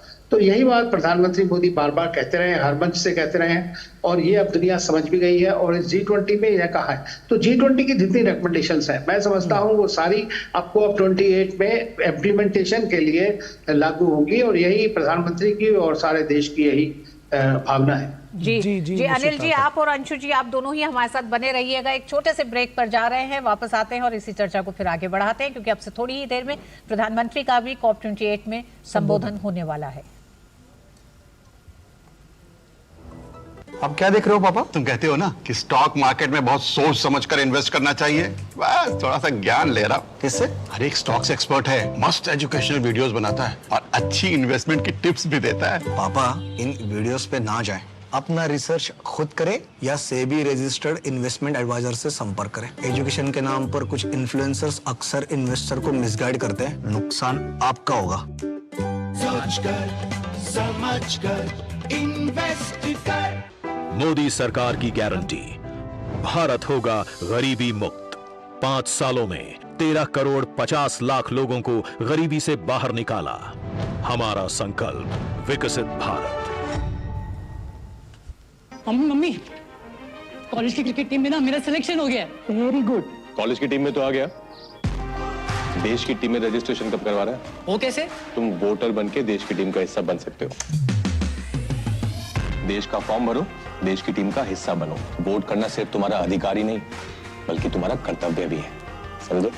जी हाँ, अगर आप भी 18 साल के हो रहे हैं तो आज ही वोटर हेल्पलाइन ऐप डाउनलोड करके वोटर लिस्ट में अपना नाम जुड़वाकर वोटर बने। और हाँ, एग्जिस्टिंग वोटर्स भी अपनी जानकारी वोटर लिस्ट में अपडेट करें, जिससे देश की टीम और मजबूत बने। वोटर लिस्ट में नाम मतलब देश के लिए वोट करने का अधिकार, यानी देश की टीम में रजिस्ट्रेशन। दादी, आज भी आपकी चाय की दुकान बंद थी? 1 महीने से बीमार हूँ, काम बंद और इलाज का खर्चा अलग। आयुष्मान कार्ड नहीं बनवाया? नाम सुना है, कहाँ बनवाना है, कैसे बनवाना है, इस उम्र में भाग दौड़। कार्ड अभी बन जाएगा। आयुष्मान ऐप पर जाकर अपना या परिवार के सदस्य का नाम लाभार्थी सूची में ढूंढे, आधार, OTP या फेस ऑथ द्वारा ऑथेंटिकेट करें, डिटेल्स भरें, अब मोबाइल से फोटो खींचकर अपलोड करें। बन गया। अब ठीक होकर अपने हाथ की चाय पिला दो। और एक प्रकार से PM जय अब गरीबों की जय बन गई है। 5 लाख तक के मुफ्त उपचार की गारंटी, स्वास्थ्य का वरदान आयुष्मान। ब्रेक के बाद एक बार फिर आप सभी का स्वागत है और हम COP28 पर ये विशेष कार्यक्रम हमारा, और हम इसकी चर्चा को आगे बढ़ा रहे हैं। हमारे साथ 2 खास मेहमान जुड़ी हुई हैं प्रोफेसर अंशु जोशी जो कि JNU से हैं, और साथ ही साथ अनिल कुमार त्रिगुनायक जी पूर्व राजनयिक हमारे साथ जुड़े हुए हैं। अनिल जी, एक चीज़ समझना चाहेंगे, मुझे बहुत विशेष इसके संबंध में जानकारी नहीं है, लेकिन एक राजनयिक के तौर पर आप कैसे देखते हैं चाइना और US के शीर्ष नेतृत्व का इस COP28 में मौजूदगी नहीं है? क्या इसके कोई संकेत हैं, कोई इससे मैसेजिंग भी है? नहीं, देखिए, ऐसा डायरेक्टली मैसेजिंग तो नहीं कर सकते हैं क्योंकि उनके अपने कारण रहे होंगे जिसकी वजह से उनके राष्ट्रपति यहाँ नहीं आ रहे हैं। बाइडेन का तो पता है हमें, और शी जिनपिंग का भी, वो पिछले कहीं जाते हैं। तो मैं इसको इस तरह रीड नहीं करूंगा, क्योंकि देखिए सबको पता है दुनिया में कि ये दोनों मुल्क जो हैं ये सबसे लार्जेस्ट पोल्यूटर्स हैं। तो जब अगर दुनिया उनको पॉइंट आउट करती है कि भाई पोल्यूटर पेस प्रिंसिपल को अप्लाई करना चाहिए, तो उनकी रिस्पॉन्सिबिलिटी सबसे ज्यादा बढ़ जाती है। और इसमें कोई शक नहीं है कि चीन में भी काफी प्रयत्न हो रहे हैं कि किस तरह से क्लाइमेट चेंज से लड़ा जाए, क्योंकि उनके यहाँ पे भी आपने देखा रिसेंटली फ्लड्स और कितने तरह की आपदाएं आई हैं, तो वहां पर भी उनको पता है। तो अपनी रिस्पॉन्सिबिलिटी को शक करना आसान नहीं है। और जहां तक क्लाइमेट चेंज में कही है, इंटरनेशनल मैकेनिज्म्स हैं जहां पर भी, वहां पे भारत और चीन एक साथ मिलकर के इंटरनेशनल फोरम में काम करते रहे, इंक्लूडिंग क्लाइमेट चेंज में हो, वर्ल्ड ट्रेड ऑर्गेनाइजेशन, जहां पर भी हो, तो ये चलता रहता है। जहां तक बात है US की, तो वहां पर लॉबीज हैं। देखिए, वो कंट्री लॉबीज के द्वारा रन करता है, तो उनका भले ही लार्जेस्ट मोस्ट बिगेस्ट पावर है, स्ट्रॉन्गेस्ट पावर, लेकिन चूंकि इस वक्त एडमिनिस्ट्रेशन भी इंटरेस्टेड है, इसीलिए अब जो ये लॉस एंड डैमेज फंड है उसमें उन्होंने अपना जो कंट्रीब्यूशन है, भले ही $10 मिलियन है, उसको अनाउंस तो किया है। इसी तरह थोड़ा बहुत उन्होंने करने की कोशिश की। लेकिन मेरा मानना यह है कि दुनिया की जो जब तक इन बड़े देशों सुपर पावर्स की प्रायोरिटीज अपने जियोपॉलिटिकल उसमें बनी रहेगी, जियो वेलफेयर के लिए नहीं होगी, तब तक ये समस्याएं चलती रहेंगी और इसका फिर कोई समाधान नहीं होने वाला है। तो उसके 2 चीजें हैं, या तो फिर ग्लोबल साउथ अपनी पूरी रिस्पॉन्सिबिलिटीज, अपनी पूरी कैपेसिटीज को साथ मिलाकर के एक साथ बढ़े, और उसकी तरफ कई मैं देख रहा हूं कि काफी कुछ प्रयत्न भी हो रहे हैं और इस तरह के ऑर्गेनाइजेशंस भी आ रहे हैं जिसमें इवेंचुअली आपको खुद ही हेल्प करना पड़ेगा इसके बारे में। तो चूंकि ये हमको सबसे ज्यादा इफेक्ट करता है, इसलिए हमारे लिए बहुत आवश्यक है कि हम उसमें करें। तो ये मैं नहीं कहता हूं कि वो कोई इसलिए नहीं आए कि वो कुछ करना नहीं चाहते हैं, क्योंकि वहां पे भी देखिए हैं तो सब पढ़े लिखे लोग, समझदार लोग हैं, ये जानते हैं कि क्या होना है पॉपुलर लेवल। लेकिन पॉलिटिकल मैं समझता हूँ लीडरशिप के अलावा एक पॉलिटिकल जिसको कहते हैं कमिटमेंट की आवश्यकता है, जो मिसिंग है इस वक्त में बड़ी पावर्स में। जी, doctor Anshu, global stock take को लेकर क्या आपको लगता है कि इस पर एक तरह से जब बातचीत होगी तो अपने अपने जो राजनीतिक हित हैं वो भी रहेंगे, क्योंकि ये COP30 में 2 साल के बाद इसकी एक तरह से समीक्षा भी होगी, तो ये कितना बड़ा मसला रहेगा इस बार COP28 में? देखिए, जब अपने हितों की बात आती है तो हर जो देश है और उसका जो नेता है, उसका सबसे बड़ा लक्ष्य, सबसे बड़ा उसकी जो प्रायोरिटी होती है वो अपने नेशनल इंटरेस्ट्स को सिक्योर करना होता है, विशेषकर जब ऐसे मल्टीलेटरल प्लेटफॉर्म्स होते हैं।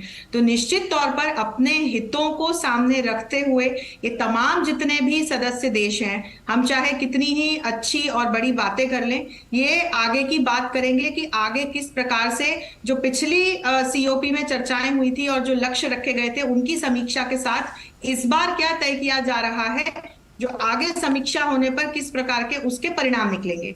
एक तो ये बात, और दूसरा हर एक जो हम देश को देखें तो हाल फिलहाल स्थितियां भी इस तरह की हैं कि हम तुरंत किसी भी देश से ये अपेक्षा नहीं कर सकते कि वे क्लाइमेट चेंज कंटेनमेंट के लक्ष्य को ध्यान में रखते हुए अपना जो बड़ा आर्थिक उनका यदि कोई उद्देश्य है या उनका सर्वाइवल है, उसको चुनौतीपूर्ण स्थिति में वो डाल दें। तो ऐसा तो होने जा नहीं रहा, लेकिन निश्चित तौर पर कुछ एम्बिशियस टारगेट्स तो सदस्य देशों को लेने ही होंगे, और यहां पर कितनी कंसेंसस बन पाती है ये महत्वपूर्ण है। जैसे मैं आपको एक उदाहरण दूं, यदि हम भारत की ओर देखें तो भारत ने COP 21 के दौरान जो लक्ष्य लिए थे, जो टारगेट्स भारत को मिले थे, वो 9 साल पहले ही अपने स्केड्यूल के भारत ने हासिल कर लिए। इसके लिए हमें मेहनत करनी पड़ी, पर हमने हासिल किए। हमने नॉन फॉसिल फ्यूल एनर्जी को 25% से भी अधिक बढ़ा लिया विगत 7 सालों में। हमने अपने यहाँ एमिशंस को कम करने के लिए कई कैंपेन्स चलाए,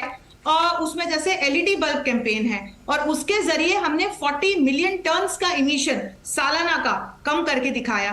तो इस तरह के जो हमारे अलग अलग हमने इस प्रकार के छोटे छोटे जो स्टेप्स उठाए, उससे कुछ बड़े रिजल्ट्स हमारे सामने आए। और इसी को ध्यान में रखते हुए जो तमाम सदस्य देश हैं, वो अपने राष्ट्रीय हित और जो ये एक बहुत बड़ा लक्ष्य है जो हमारे सर्वाइवल से जुड़ा हुआ है, उसको ध्यान में रखते हुए कैसे कंसेंसस बनाएंगे, ये देखना दिलचस्प होगा। जी प्रोफेसर अंशु, एक बात और है, जो ग्रीन क्रेडिट पहल की बात सामने आ रही है, इसके विषय में भी हमारे दर्शकों को जरा बताएं कि किस तरह से ग्रीन क्रेडिट अर्न किया जा सकेगा। UAE के साथ मिलकर इंडिया इसको चला रहा है, कि क्या क्या है इसके बारे में, कैसे इसको समझना चाहिए?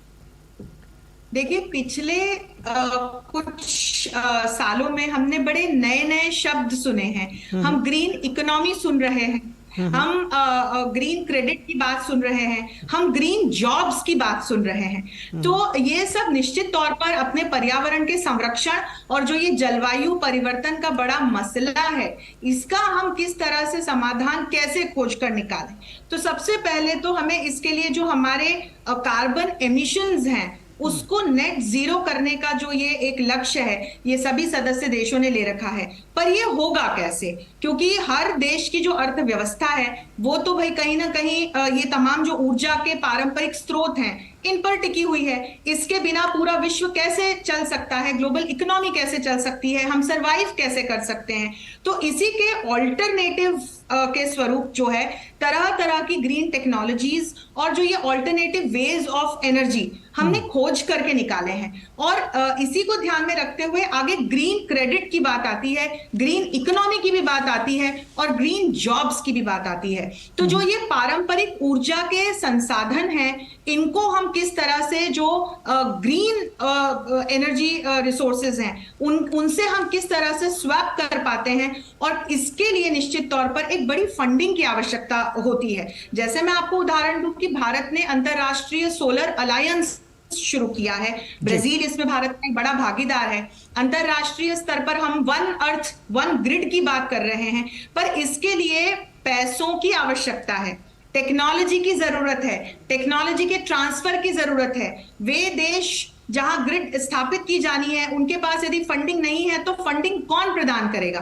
तो इसी को ध्यान में रखते हुए ये इस प्रकार के कोष की बात आ रही है। भारत ने इसमें एक अग्रणी भूमिका निभाई है, ताकि जो ये गैर परंपरागत ऊर्जा के स्रोत हैं, इनसे जो हमारे परंपरागत ऊर्जा के स्रोत हैं, उनको कहीं ना कहीं स्वैप किया जा सके, हम ये जो रिन्यूएबल ऊर्जा के स्रोत हैं, इनको अपना सकें। और इससे संबंधित जो जिम्मेदारियां हैं, फंडिंग है, वो विकासशील देशों के संदर्भ में उनके साथ एक न्यायोचित रूप से वितरण किया जा सके।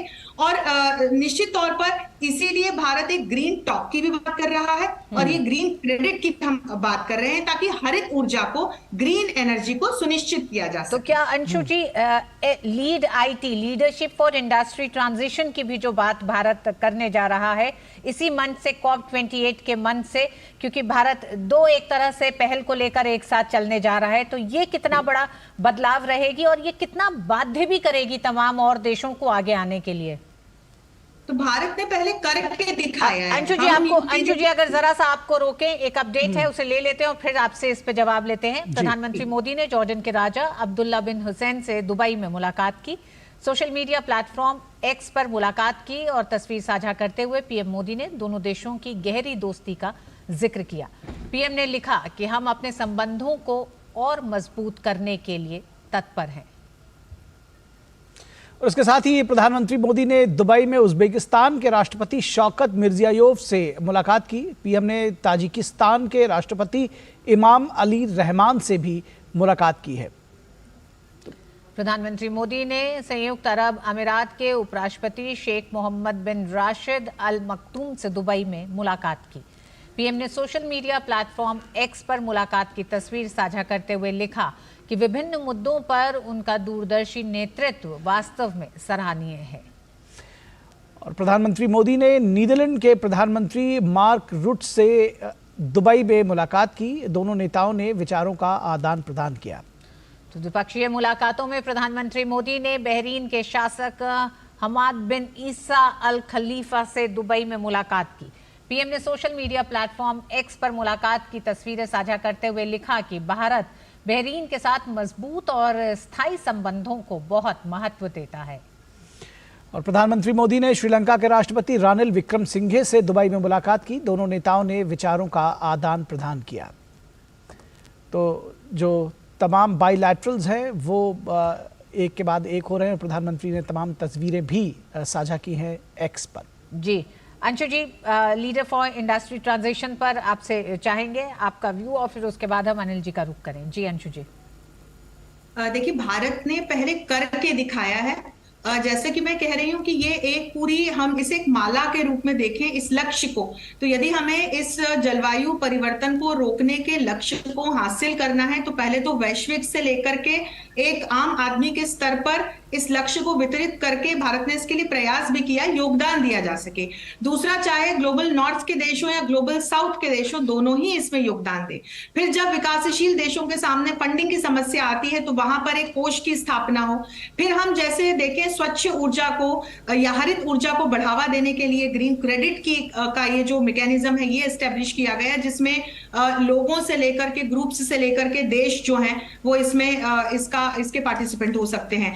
भारत ने इसके साथ साथ जो नवीकरणीय ऊर्जा है उसमें एक बड़ा लक्ष्य हासिल किया है। भारत ने पवन ऊर्जा को यदि हम देखें तो चौथा सबसे बड़ा देश अपने आप को बनाया। सौर ऊर्जा में आज भारत 5वां सबसे बड़ा देश है विश्व का। और अक्षय ऊर्जा आकर्षक सूचकांक जो है उसके अनुसार 2021 की जो हम लिस्टिंग देखें तो भारत तीसरे नंबर पर रहा है। तो ये सब जो हम ये जो सारा परिवर्तन देख रहे हैं, ये परिवर्तन अब हमें अपनी इंडस्ट्री में दिखाई पड़ेगा, जहां पर ये तमाम। जी, और आइए आपको सीधे लिए चलेंगे लाइव, जहां प्रधानमंत्री नरेंद्र मोदी का संबोधन जारी है। 140 करोड़ भारतीयों की ओर से आप सभी को मेरा नमस्कार। आज सबसे पहले मैं आप सभी का आभार व्यक्त करूंगा। मेरे द्वारा उठाए गए क्लाइमेट जस्टिस, क्लाइमेट फाइनेंस और ग्रीन क्रेडिट जैसे विषयों को आपने निरंतर समर्थन दिया है। हम सभी के प्रयासों से ये विश्वास बढ़ा है कि विश्व कल्याण के लिए सबके हितों की सुरक्षा आवश्यक है, सबकी भागीदारी आवश्यक है। फ्रेंड्स, आज भारत ने इकोलॉजी और इकोनॉमी के उत्तम संतुलन का उदाहरण विश्व के सामने रखा है। भारत में विश्व की 17% आबादी होने के बावजूद 17% आबादी होने के बावजूद ग्लोबल कार्बन एमिशंस में हमारी हिस्सेदारी ओनली 4% से भी कम है। भारत विश्व की उन कुछ इकोनॉमीज में से एक है जो एनडीसी टारगेट्स को पूरा करने की राह पर है। एमिशंस इंटेंसिटी संबंधी टारगेट्स को हमने 11 साल पहले ही हासिल कर लिया है। नॉन फॉसिल फ्यूल टारगेट्स को हम निर्धारित समय से 9 साल पहले ही प्राप्त कर चुके हैं। और भारत ने इतने पर ही नहीं रुके हैं। हमारा लक्ष्य 2030 तक एमिशंस इंटेंसिफाई को 45% घटाना है। हमने तय किया है कि नॉन फॉसिल फ्यूल का शेयर हम बढ़ाकर 50% करेंगे और हम 2070 तक नेट जीरो के लक्ष्य की तरफ भी बढ़ते रहेंगे। फ्रेंड्स, भारत ने अपनी G20 प्रेसिडेंसी में one earth, one family, one future की भावना के साथ क्लाइमेट के विषय को निरंतर महत्व दिया है। सस्टेनेबल फ्यूचर के लिए हमने मिलकर ग्रीन डेवलपमेंट पैक्ट पर सहमति बनाई। हमने लाइफस्टाइल फॉर सस्टेनेबल डेवलपमेंट के सिद्धांत तय किए। हमने वैश्विक स्तर पर रिन्यूएबल एनर्जी को 3 गुना करने की प्रतिबद्धता जताई। भारत ने ऑल्टरनेट फ्यूल्स के लिए हाइड्रोजन के क्षेत्र को बढ़ावा दिया और ग्लोबल बायोफ्यूल्स अलायंस भी लॉन्च किया। हम मिलकर इस नतीजे पर पहुंचे कि क्लाइमेट फाइनेंस कमिटमेंट को बिलियन से बढ़ाकर कई ट्रिलियन तक ले जाने की आवश्यकता है। साथियों, ग्लासगो में भारत ने आइलैंड स्टेट्स के लिए इंफ्रास्ट्रक्चर रेजिलिएंट इनिशिएटिव की शुरुआत की थी। भारत 13 देशों में इससे जुड़े प्रोजेक्ट्स तेजी से आगे बढ़ा रहा है। ग्लासगो में ही मैंने mission life style for environment का विजन आपके सामने रखा था। इंटरनेशनल एनर्जी एजेंसी की स्टडी कहती है कि इस अप्रोच से हम 2030 तक प्रति वर्ष 2 बिलियन टन कार्बन एमिशन कम कर सकते हैं। आज मैं इस फोरम से एक और प्रो प्लैनेट, प्रोएक्टिव और पॉजिटिव इनिशिएटिव का आह्वान कर रहा हूं। यह है ग्रीन क्रेडिट इनिशिएटिव। यह कार्बन क्रेडिट की कॉमर्शियल मानसिकता से आगे बढ़कर जन भागीदारी से कार्बन सिंक बनाने का अभियान है। मैं उम्मीद करता हूं कि आप सब इससे जरूर जुड़ेंगे। साथियों, पिछली शताब्दी की गलतियों को सुधारने के लिए हमारे पास बहुत ज्यादा समय नहीं है। मानव जाति के एक छोटे हिस्से ने प्रकृति का अंधाधुंध दोहन किया, लेकिन इसकी कीमत पूरी मानवता को चुकानी पड़ रही है। विशेषकर ग्लोबल साउथ के निवासियों को सिर्फ मेरा भला हो, ये सोच दुनिया को एक अंधेरे की तरफ ले जाएगी। इस हॉल में बैठा प्रत्येक व्यक्ति, प्रत्येक राष्ट्राध्यक्ष बहुत बड़ी जिम्मेदारी के साथ यहां आया है। हम में से सभी को अपने दायित्व निभाने ही होंगे। पूरी दुनिया आज हमें देख रही है। इस धरती का भविष्य हमें देख रहा है। हमें सफल होना ही होगा। We have to be decisive. हमें संकल्प लेना होगा कि हर देश अपने लिए जो क्लाइमेट टारगेट तय कर रहा है, जो कमिटमेंट कर रहा है, वो पूरा कर कर ही दिखाएगा। We have to work in unity. हमें संकल्प लेना होगा कि हम मिलकर काम करेंगे, एक दूसरे का सहयोग करेंगे, साथ देंगे। हमें ग्लोबल कार्बन बजट में सभी विकासशील देशों को उचित शेयर देना होगा। We have to be more balance. हमें यह संकल्प लेना होगा कि adoption, mitigation, climate finance, technology, loss and damage, इन सब पर संतुलन बनाते हुए आगे बढ़ें। We have to be ambitious. हमें संकल्प लेना होगा कि एनर्जी ट्रांजिशन जस्ट हो, इंक्लूसिव हो, इक्विटेबल हो। We have to be innovative. हमें यह संकल्प लेना होगा कि इनोवेटिव टेक्नोलॉजी का लगातार विकास करें। अपने स्वार्थ से ऊपर उठकर दूसरे देशों को टेक्नोलॉजी ट्रांसफर करें। क्लीन एनर्जी सप्लाई चेन को सशक्त करें। Friends, Bharat UN framework for climate change process के प्रति प्रतिबद्ध है। इसलिए आज मैं इस मंच से 2028 में COP 2028 में COP 33 समिट को भारत में होस्ट करने का प्रस्ताव भी रखता हूं।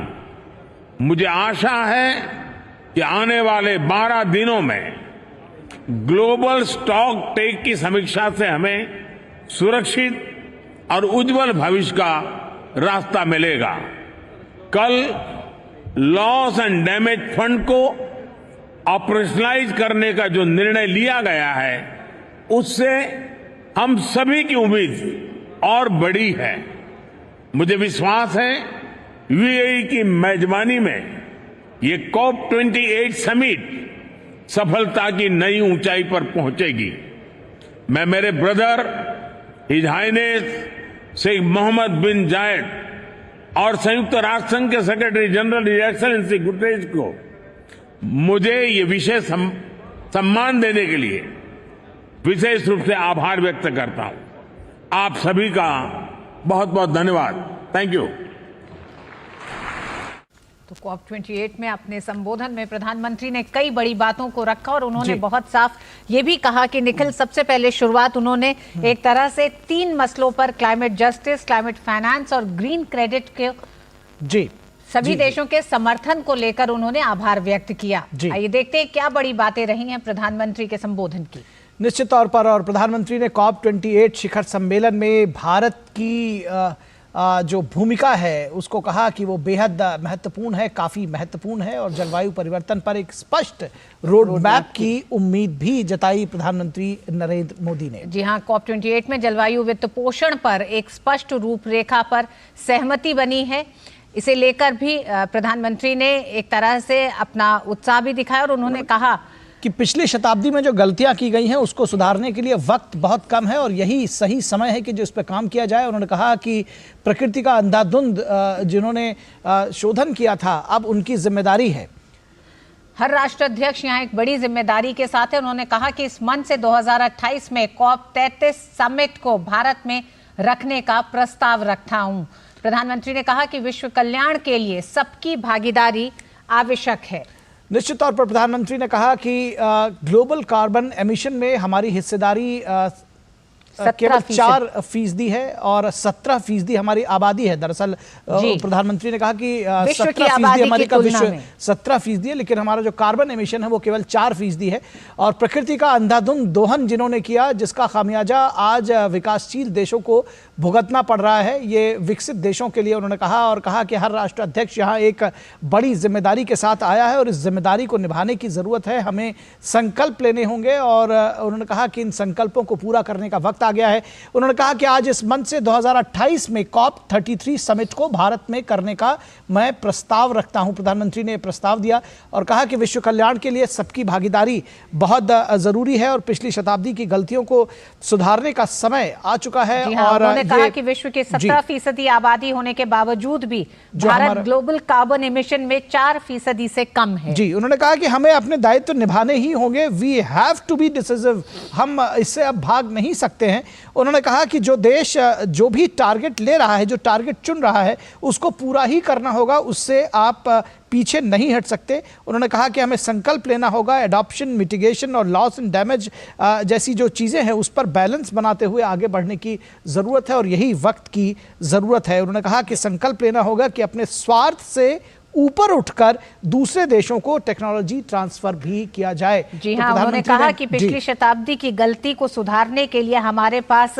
समय नहीं है। उन्होंने ये भी कहा है कि मेरा भला हो की सोच मानव जाति को बड़े संकट में डाल दी गई। जी, निश्चित तौर पर उन्होंने साफ तौर पर कहा कि ग्लोबल साउथ के जो देश हैं वो लगातार इस पर काम कर रहे हैं, लेकिन जिन लोगों ने पिछली शताब्दी में अंधाधुंध प्रकृति का दोहन किया, उनकी जिम्मेदारी बनती है और इस हॉल में बैठे हुए जो तमाम राष्ट्राध्यक्ष हैं उनको इस विषय पर सोचना होगा। और प्रकृति का अंधाधुंध दोहन किया गया और हर राष्ट्राध्यक्ष यहाँ एक बड़ी जिम्मेदारी के साथ आया है। अपनी जिम्मेदारियों से हम पीछे हट नहीं सकते, क्योंकि यही वो वक्त है जब कार्य किए जाने की जरूरत है। उन्होंने कहा कि जन भागीदारी से कार्बन सिंक को बढ़ाने का अभियान चलाया जाए। उन्होंने कहा कि पिछली शताब्दी की गलतियों को सुधारने का समय आ चुका है और ये वक्त बहुत कम है हमारे पास, इस पर जल्द से जल्द कार्रवाई करने की जरूरत है। सिर्फ मेरा भला हो ये सोच हमें अंधेरे की ओर ले जाएगी। जी हाँ, उन्होंने ये भी बताया कि इस मंच से कि भारत ने किस तरह से तमाम उन टारगेट्स को अचीव करा और समय से पहले पूरा किया है। नॉन फॉसिल फ्यूल्स के टारगेट्स को 9 साल पहले ही भारत ने हासिल कर लिया है। 2030 तक एमिशन इंटेंसिटी को 45% घटाना भारत ने अपनी प्रतिबद्धता एक बार फिर दोहराई। साथ ही साथ नॉन फॉसिल फ्यूल का शेयर 50% करेगा भारत भी। जी, उन्होंने कहा कि भारत ने इकोलॉजी और इकोनॉमी के उत्तम संतुलन का एक उदाहरण पेश किया है। और जैसा कि ऋतु जी आपने बताया कि प्रधानमंत्री ने कहा कि विश्व की 17% आबादी होने के बावजूद कार्बन एमिशन में भारत जो है पूरी दुनिया में 4% से ही कम कार्बन एमिशन करता है। एनडीसी के टारगेट्स पूरा करने की दिशा में हम तेजी से आगे बढ़ रहे हैं।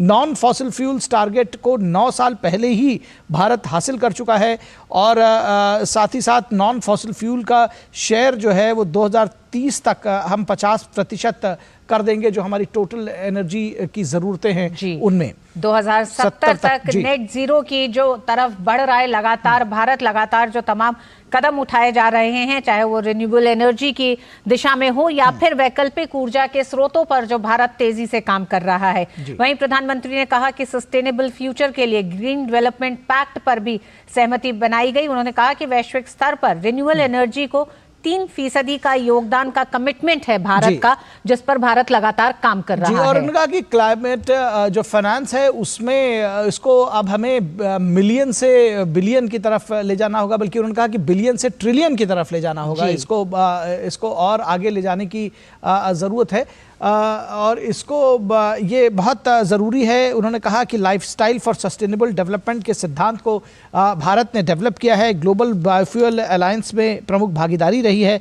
बिलियन से ट्रिलियंस की तरफ जो अब एनवायरनमेंट को रेज करने के लिए जो फंड बनाया जा रहा है उसको आगे ले जाने की ज़रूरत है।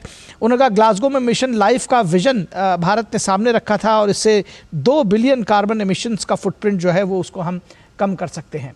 तो एक बार फिर से ग्लोबल साउथ की आवाज़ न सिर्फ भारत ने बुलंद की प्रधानमंत्री नरेंद्र मोदी के जरिए, बल्कि साफ तौर पर सीधे नपे तुले शब्दों में साफ संदेश दिया कि यह वक्त है जब कार्य करने की ज़रूरत है, ये वक्त है जब आगे बढ़ने की ज़रूरत है, ये वक्त है जब निजी स्वार्थ से ऊपर उठकर वसुधैव कुटुंबकम की भावना के साथ सारी दुनिया को बचाने के लिए क्लाइमेट चेंज के इस खतरे से साथ मिलकर काम करने की ज़रूरत है। अपने स्वार्थ से ऊपर उठकर काम करने की ज़रूरत है और ज़रूरत इस बात की है कि जिन लोगों ने इस अंधाधुंध दोहन किया है इस प्रकृति का, वो भी आगे आए और अपनी जिम्मेदारी से पीछे ना हटें। जी हाँ, प्रधानमंत्री ने बहुत साफ कहा इस मंच से, जिस बात की लगातार चर्चा हो रही थी कि क्लाइमेट स्टॉक टेक की जो ग्लोबल स्टॉक टेक की बात है, इस पर उन्होंने कहा कि हर देश जो अपने लिए क्लाइमेट टारगेट्स तय कर रहा है उसे पूरा करना होगा।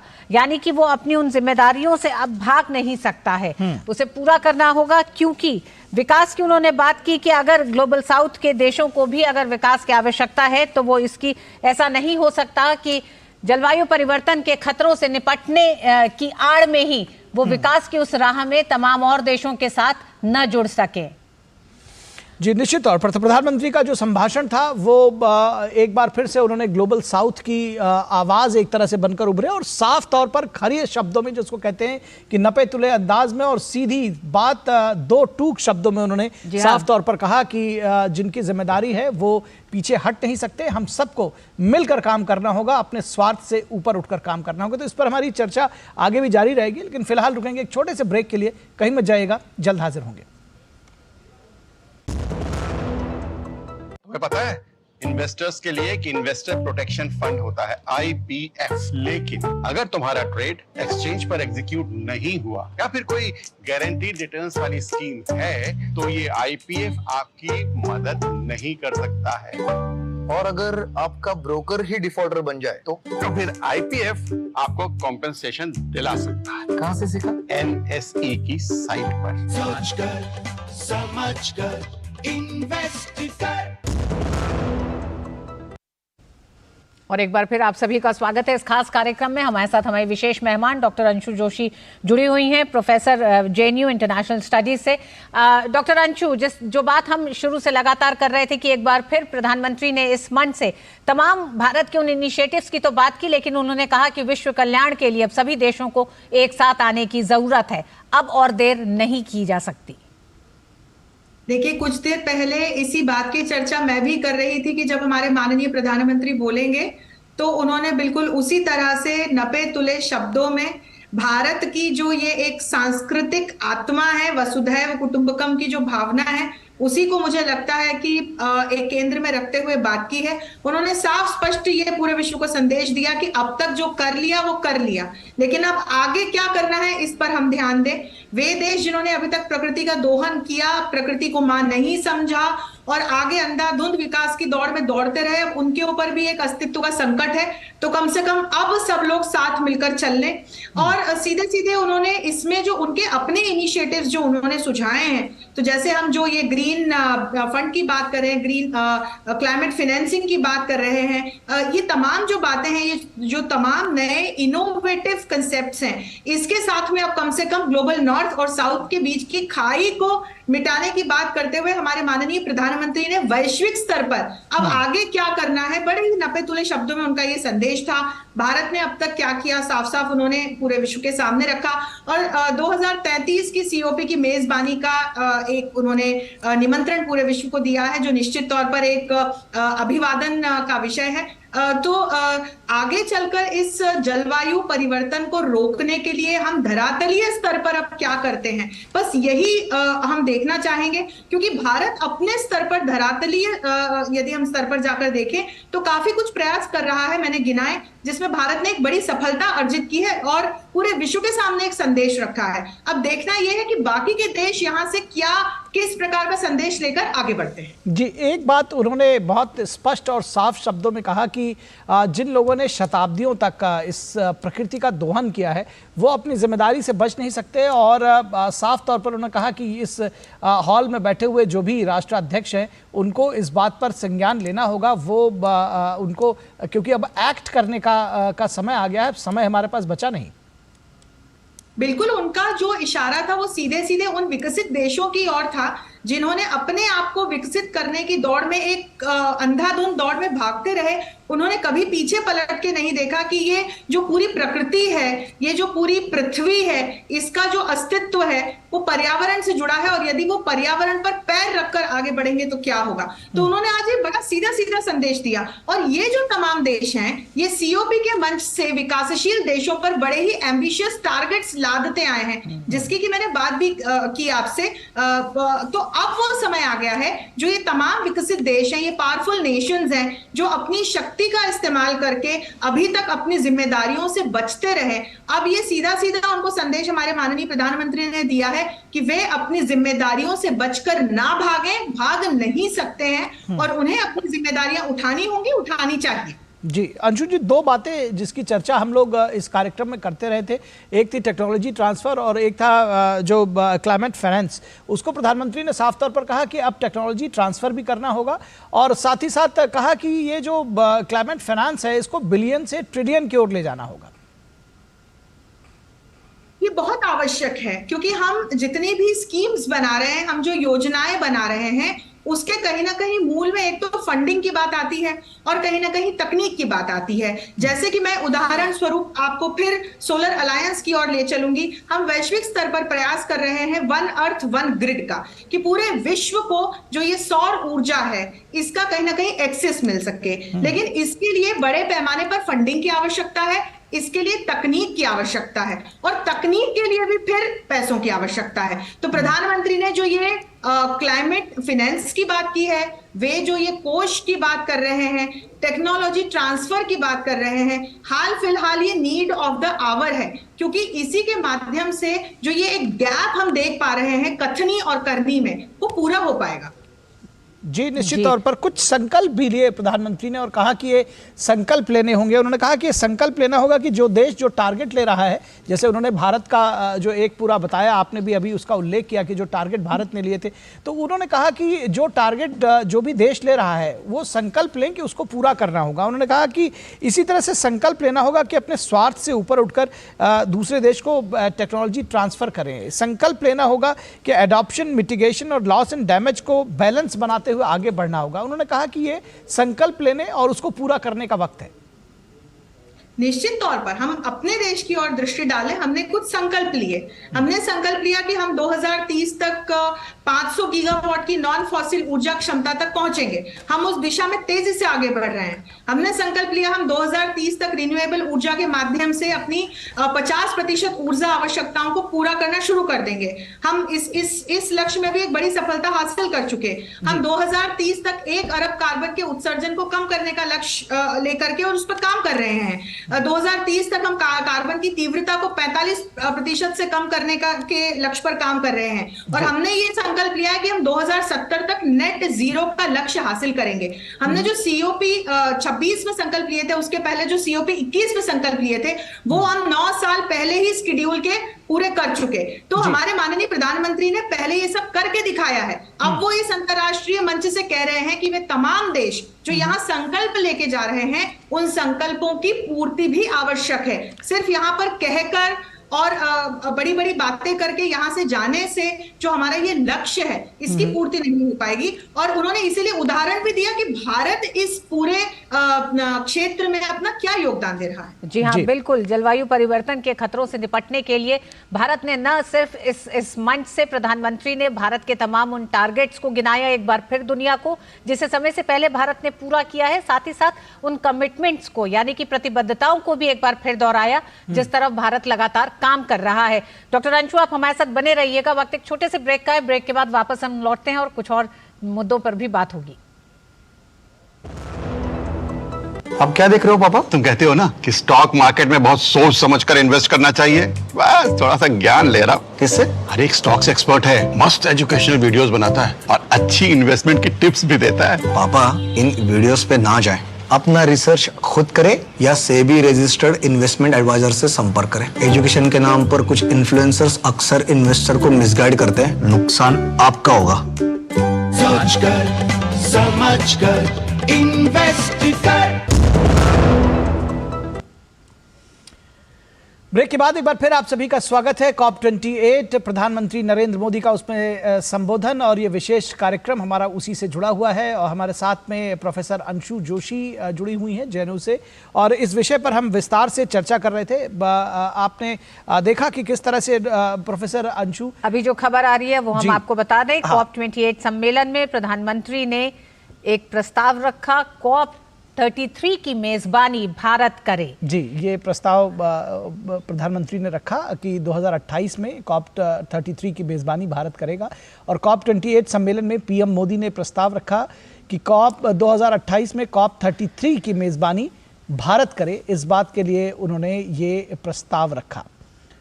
तो भारत अगले आयोजन के लिए पूरी तरह से तैयार है और भारत ग्रीन क्रेडिट की शुरुआत कर रहा है, इसका उल्लेख भी प्रधानमंत्री ने किया और कहा कि सभी देशों का इसमें उन्होंने सहयोग का आह्वान किया कि सभी देश इसमें सहयोग करेंगे। 2028 में COP 33 की मेजबानी भारत करे। प्रधानमंत्री नरेंद्र मोदी ने यह प्रस्ताव COP 28 की दुबई समिट में रखा।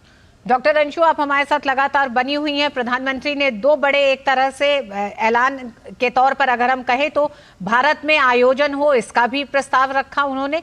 साथ ही साथ उन्होंने ग्रीन क्रेडिट को लेकर भी सबके सहयोग की भी बात की और उन्होंने एकदम शुरुआत में बहुत साफ कहा था और उन्होंने कहा कि मैं जिस तरह से सभी देशों ने समर्थन दिया भारत के 3 मसलों पर, क्लाइमेट जस्टिस, क्लाइमेट फाइनेंस और ग्रीन क्रेडिट को लेकर, तो भारत ने एक तरह से लगातार जो इस दिशा में भारत काम करता रहा है उस पर भी तमाम देशों ने न सिर्फ समर्थन दिया बल्कि आगे किस तरह से अन्य देश उसे अपना सकते हैं इसके भी संकेत दिखते हैं। ये चारों ही बहुत महत्वपूर्ण बिंदु हैं। 2033 की COP की मेजबानी, मुझे लगता है पूरा विश्व आगामी कई वर्षों तक G20 की भारत की मेजबानी को भूल नहीं पाएगा। तो ऐसे में जब भारत पूरे विश्व को आमंत्रित कर रहा है 2033 की COP की मेजबानी के लिए, मुझे नहीं लगता कि किसी भी देश को इससे कोई समस्या या आपत्ति होगी। दूसरा बिंदु हम देखें जो ये ग्रीन क्रेडिट से जुड़ा हुआ है और क्लाइमेट फाइनेंस से जुड़ा हुआ है। तो क्लाइमेट फाइनेंस की तो बात जब आती है तो ये कहीं ना कहीं ग्लोबल साउथ के देशों को उस फंडिंग की आवश्यकता की पूर्ति को कराने से संबंधित एक हम इसे फ्रेमवर्क के तौर पर देखें, जिसकी शुरुआत हमारे माननीय प्रधानमंत्री ने की और उन्होंने आज अपने संबोधन की शुरुआत में इस बात को सबके सामने रखा भी और इसके माध्यम से वे इस उद्देश्य का भी लोकतंत्रीकरण करना चाह रहे हैं और वे ये चाह रहे हैं कि वे विकासशील या अविकसित देश जो इस दिशा में काम तो करना चाह रहे हैं पर उनके पास फंडिंग की कमी है तो कम से कम उन्हें सहायता मिल सके। और यदि ग्रीन क्रेडिट को देखें तो जो जितने भी इस प्रकार के एंटरप्राइजेस या देश या लोग जो ग्रीन एनर्जी को बढ़ावा देने के लिए काम कर रहे हैं, जो जितनी भी पोल्यूटिंग टेक्नोलॉजीज हैं या प्रोडक्ट्स हैं उनको आप धीरे धीरे करके कोने में कर रहे हैं या उनका उपयोग नहीं कर रहे हैं या उनको प्रोड्यूस नहीं कर रहे हैं, तो उनको कहीं ना कहीं बढ़ावा दिया जाना चाहिए, उनको प्रोत्साहन दिए जाने के कहीं ना कहीं उद्देश्य से। और फिर इस प्रकार की जो एनर्जी है, इस प्रकार की जो टेक्नोलॉजीज हैं उसको बढ़ावा दिए जाने के उद्देश्य से ये ग्रीन क्रेडिट की पहल अब भारत कर रहा है। बहुत ही महत्वपूर्ण प्रोग्राम है मैं ये कहूंगी और पूरे विश्व को इससे एक नई दिशा मिलेगी। जी, निश्चित तौर पर पूरे विश्व को नई दिशा मिलेगी और जिस तरह से प्रधानमंत्री ने बेहद सधे हुए नपे तुले अंदाज में और बिल्कुल खरी खरी बात विश्व के इस मंच पर कही, वो निश्चित तौर पर भारत का रुख स्पष्ट करती है। बहुत शुक्रिया प्रोफेसर अंशु हमारे साथ जुड़ने के लिए और इस विशेष चर्चा में हिस्सा लेने के लिए। धन्यवाद। और DD न्यूज़ पर कॉप से जुड़े अपडेट आपको लगातार हम देते रहेंगे।